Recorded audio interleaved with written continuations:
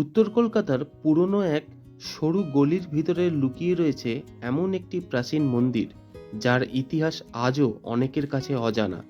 বলা যেতে পারে উত্তর কলকাতার এই মন্দিরটি একটি গুপ্ত রত্ন। এই মন্দিরটা না করেও 250 বছরের ওপরে হয়েছে। 250 বছর পুরনো, মানে এক প্রকার হেরিটেজ বলা যেতে পারে। রিডিসকভার অ্যান্ড এক্সপ্লোর ইউটিউব চ্যানেলে সবাইকে স্বাগত। টেম্পল সিরিজে আজ আমরা ঘুরে দেখব উত্তর কলকাতায় অবস্থিত শতাব্দী প্রাচীন শ্রী শ্রী রাধাকান্তজিউ মন্দির। জনশ্রুতি রয়েছে এই মন্দির 250 বছরের বেশি প্রাচীন। এই অপূর্ব সুন্দর মন্দিরটি কোথায় অবস্থিত, মন্দির কখন খোলা থাকে, ভোগ প্রসাদের কী ব্যবস্থা রয়েছে, মন্দিরের ইতিহাস, এই মন্দিরে কিভাবে আসতে হবে, সম্পূর্ণ তথ্য রোড গাইডের সাথে তুলে ধরা হয়েছে এই ভিডিওতে, যাতে এই ভিডিওটি অনুসরণ করে অতি সহজেই এখানে চলে আসা যায়। গঙ্গা নদীর তীর ঘেঁষে গড়ে ওঠা এই প্রাচীন কলকাতা শহর।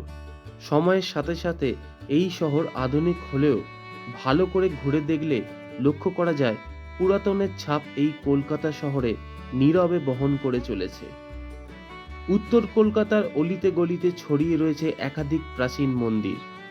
এর মধ্যে কিছু মন্দির রয়েছে লুকোনো অবস্থায়, যেমন গোবিন্দদেব মন্দির। এর ঠিক পাশেই রয়েছে শ্রী শ্রী কালাচাঁদজিউ মন্দির। এছাড়াও এই চ্যানেলের এর ঠিক আগের ভিডিওতে রয়েছে ভরদের ঠাকুরবাড়ি। এই সমস্ত মন্দিরের ভিডিও লিঙ্ক ডেসক্রিপশন বক্সে এবং আই বাটনে দেওয়া থাকবে। উত্তর কলকাতার প্রাচীন মন্দিরের সঙ্গে জড়িয়ে রয়েছে অজস্র জানা অজানা ইতিহাস। আজ তেমনই একটি নর্থ কলকাতার হিডেন টেম্পল এক্সপ্লোর করতে চলেছি, যেটি স্থানীয়দের কাছে শ্রী শ্রী রাধাকান্তজিউ বা ঠাকুরবাটি নামে পরিচিত। মন্দিরের বাইরের অংশটি খুবই সুন্দর। দেখলে মনে হতে পারে উত্তর কলকাতার পুরনো জমিদার বাড়ির মতন, কারণ মন্দিরটি বহু পুরনো। সেই সময় এই রূপ গঠনশৈলীতে নির্মিত এই মন্দির। বাহিরের উপরের অংশটি হলুদ ও হালকা সবুজ রং করা এবং নিচের দিকে গাঢ় আকাশী রং করা রয়েছে। মন্দিরের বাইরের দেওয়ালে ফুটিয়ে তোলা হয়েছে শ্রীকৃষ্ণের বিভিন্ন লীলা কাহিনীগুলি, যেমন কালিয়া দমন, মাখন চুরি, শ্রীকৃষ্ণের জন্মের সেই মুহূর্ত এবং এর সাথে গৌরনিতাইকেও ফুটিয়ে তোলা হয়েছে। এখন মন্দিরের মূল প্রবেশদ্বার দিয়ে ভেতরে প্রবেশ করব। মূল প্রবেশদ্বারের উপরে ওম লেখা রয়েছে। মন্দিরে প্রবেশ করার সাথে সাথে মনে হবে শহরের কোলাহল যেন এক মুহূর্তে থেমে গেছে। চারিপাশে এক অদ্ভুত শান্তি বিরাজ করছে। অবাক করা বিষয় হলো এই ঐতিহাসিক একটি মন্দির আজও অনেকের কাছে অজানা। তাই তো এই মন্দিরটিকে উত্তর কলকাতা হিডেন জেম বানিয়েছে। মন্দিরের ভেতরে প্রবেশ করেই লক্ষ্য করা যাবে ঠাকুর দালান। মন্দিরের প্রতিটি কোণায় উত্তর কলকাতা বনেদি বাড়ির মতন গঠনশৈলী লক্ষ্য করা যায়। চিরায়ত উঠান শৈলীর নকশায় নির্মিত এই মন্দির। মন্দিরের ভেতরের অংশে বেশ কিছুটা জায়গা রয়েছে, সুবিশাল উঠান, এবং উঠানের সামনের দিকে তাকালে লক্ষ্য করা যাবে মূল মন্দিরের গর্ভগৃহ। লাল রঙের উঁচু ভিত্তিবেদির ওপর নির্মিত সাদা রঙের মূল মন্দিরটি। দক্ষিণমুখী অলিন্দযুক্ত মন্দিরটি সমতল ছাদ বিশিষ্ট একটি দালান শৈলীর মন্দির। মন্দিরের গর্ভগৃহের সামনে ত্রিখিলান প্রবেশপথ যুক্ত অলিন্দ রয়েছে। অলিন্দ পেরিয়ে রয়েছে ঠাকুর দালান। মূল মন্দিরের দেওয়ালের উপরের অংশে রয়েছে ছোট আকৃতির রাধাকৃষ্ণের মূর্তি, এবং রাধাকৃষ্ণের মূর্তির দুই পাশে দুই দিকে রয়েছে ছোট আকৃতির গৌরনিতাইয়ের মূর্তি, এবং রাধাকৃষ্ণের মূর্তির ঠিক নিচেই লেখা রয়েছে শ্রী শ্রী রাধাকান্তজিউ। এখন মন্দিরের মূল গর্ভগৃহে প্রবেশ করব। এর জন্য মন্দিরের ভেতরের এই অংশ দিয়ে যেতে হবে। এই অংশ দিয়ে যেতে যেতে মনে হতেই পারে আজ থেকে বহু বছর আগে ফিরে গেছি, সেই অনুভূতি পাওয়া যায়। এর সাথে লক্ষ্য করা যাবে শ্রীকৃষ্ণের লীলা কাহিনীগুলি বড় আকারের ছবি করে দেওয়ালে ফুটিয়ে তোলা হয়েছে। উঁচু ভিত্তিবেদির ওপর স্থাপিত এই ঠাকুর দালান দিয়ে মন্দিরের গর্ভগৃহে প্রবেশ করতে হয়। অপূর্ব সুন্দর এই ঠাকুর দালানটি। মন্দিরের গর্ভগৃহে বিরাজমান রাধাকৃষ্ণের বিগ্রহ। অপূর্ব সুন্দর বিগ্রহটি কোষ্ঠীপাথর দ্বারা নির্মিত শ্রীকৃষ্ণের বিগ্রহ এবং অষ্টধাতুর দ্বারা নির্মিত রাধারানীর বিগ্রহ। রাধাকৃষ্ণের বিগ্রহের একপাশে রয়েছেন জগন্নাথ মহাপ্রভু, বলরাম মহাপ্রভু এবং মা সুভদ্রার বিগ্রহ। মন্দিরের গর্ভগৃহে অবস্থিত সিংহাসনটি অপূর্ব সুন্দর।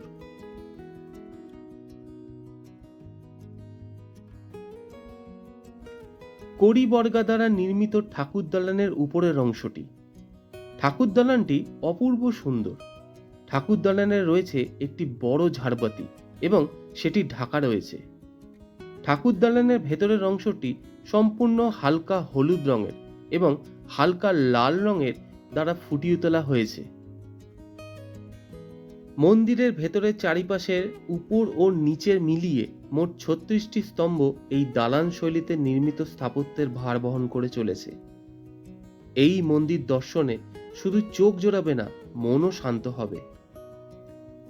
এই অপূর্ব সুন্দর মন্দিরটি কলকাতা কোলাহলের মাঝে লোকচক্ষুর আড়ালে রয়েছে।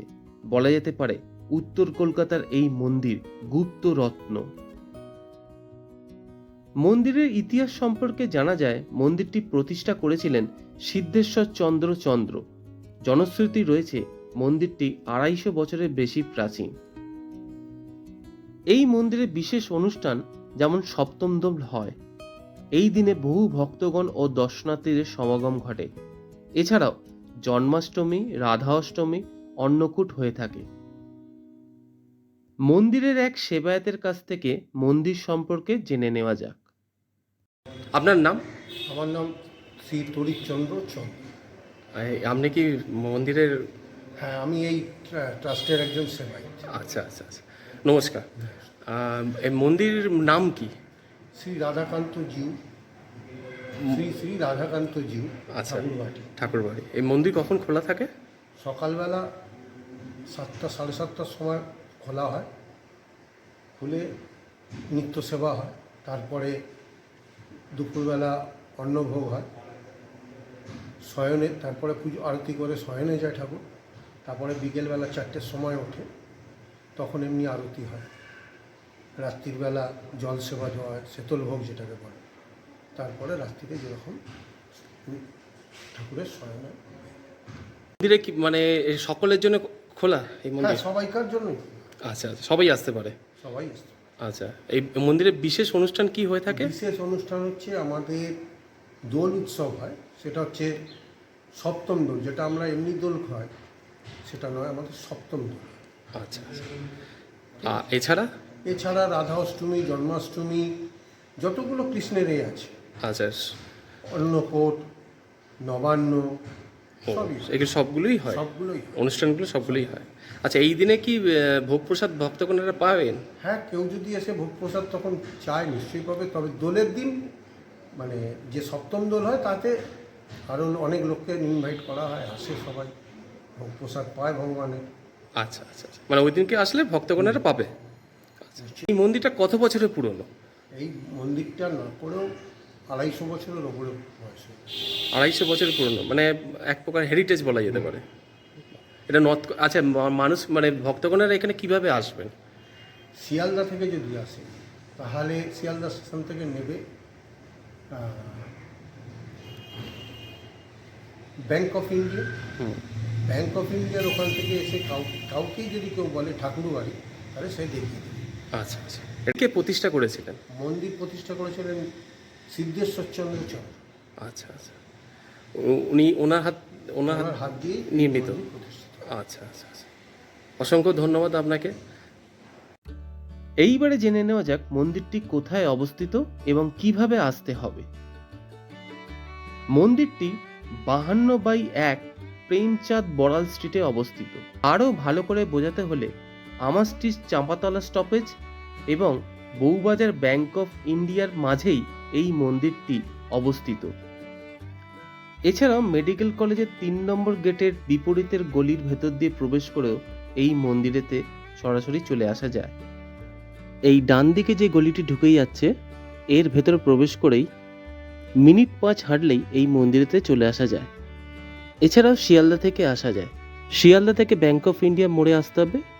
দূরের সামনের মোড়টি হলো ব্যাংক অফ ইন্ডিয়া, ওখান থেকে সরাসরি এই দিকে চলে আসতে হবে, অর্থাৎ আমার স্ট্রিটের দিকে।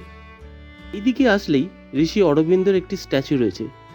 ঋষি অরবিন্দর মূর্তির গা লাগা এই গলির ভেতরে প্রবেশ করলেই দুপা এগোলেই, এছাড়াও কাছের রেলওয়ে স্টেশন হলো শিয়ালদা। সেখান থেকে বউবাজারের ব্যাংক অফ ইন্ডিয়ার কাছে চলে আসতে হবে। সেখান থেকে মিনিট 5 হাঁটলেই এই মন্দিরেতে চলে আসা যায়। আর বাসে করে আসতে হলে বউবাজার ব্যাংক অফ ইন্ডিয়া গামী যে কোনো বাস ধরলেই এখানে চলে আসা যায়। তবে আমরা 2 চাকার মাধ্যমে যাত্রাটি শুরু করেছিলাম মানিকতলা আমার স্ট্রিট হয়ে, কারণ এই রাস্তাটি সবচেয়ে সহজ। বাঁ দিকে রয়েছে শিয়ালদা এবং ডান দিকে কলেজ স্ট্রিট হয়ে সোজা হাওড়া চলে যাচ্ছে। আমরা সোজা সামনের দিকে এগোবো। এখান থেকে সামনের দিকে কিছুটা এগোলেই সামনের ডান দিকে একটি মোড় পড়ে, যেটি সূর্য সেন স্ট্রিট। এই ডান দিকের মোড়টি হলো সূর্য সেন স্ট্রিট। এখান থেকে সামনের দিকে কিছুটা এগোলেই ডান দিকে একটি মোড় ঘুরে যাচ্ছে। সেই মোড়ের মুখে ঋষি অরবিন্দর একটি মূর্তি রয়েছে। ঋষি অরবিন্দর মূর্তির গা লাগা একটি গলি রয়েছে। সেই মূর্তির গা লাগা গলির ভেতরে প্রবেশ করলেই চলে আসবে আজকের গন্তব্যস্থান। এই ডান দিকের গলির ভেতরে আমরা প্রবেশ করলাম। এখান থেকে কিছুটা এগোলেই সামনেই রয়েছে মন্দিরটি।